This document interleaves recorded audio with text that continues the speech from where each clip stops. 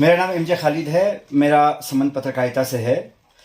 विभिन्न भाषाओं पर भी थोड़ा बहुत हमने काम किया है। कश्मीर से कन्याकुमारी तक हमारा आना जाना रहता है, जैसा कि तमाम वर्किंग जर्नलिस्ट का रहता है। अभी हम ये जानते हैं कि पिछले 70 सालों में जिन बहुत सारी समाज की बहुत सारी सेक्शंस का विकास हुआ है, उसमें हमारी जातियों के इश्यूज़ भी हैं, भाषा का इशू भी है। तो भाषा के सवाल पर अभी बहुत सारा मंथन होना बाकी है।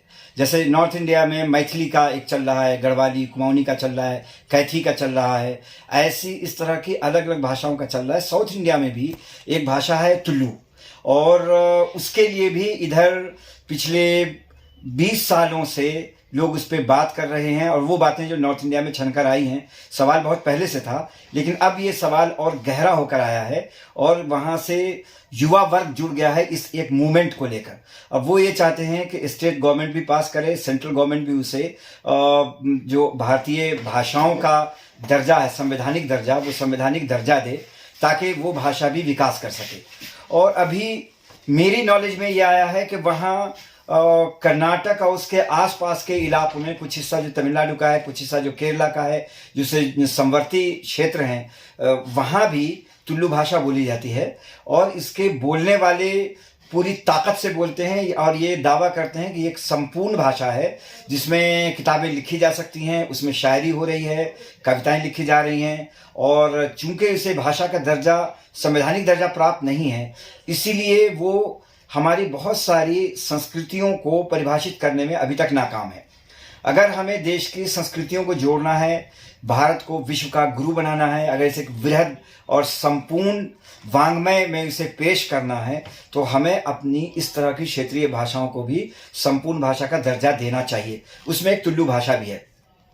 अब ये जो यंगस्टर्स काम कर रहे हैं, अभी तक ये सड़कों पे उतर के नहीं आए हैं, लेकिन इसके गूंज कहीं ना कहीं हमें सुनाई देती है वहाँ के साउथ इंडिया की अलग अलग मीडिया में, चाहे अंग्रेज़ी हो, चाहे वो कन्नड़ हो, चाहे दूसरी तमिल भाषा हो, वहाँ भी लोग इसकी तुल्लू की बातें करते हैं लोग।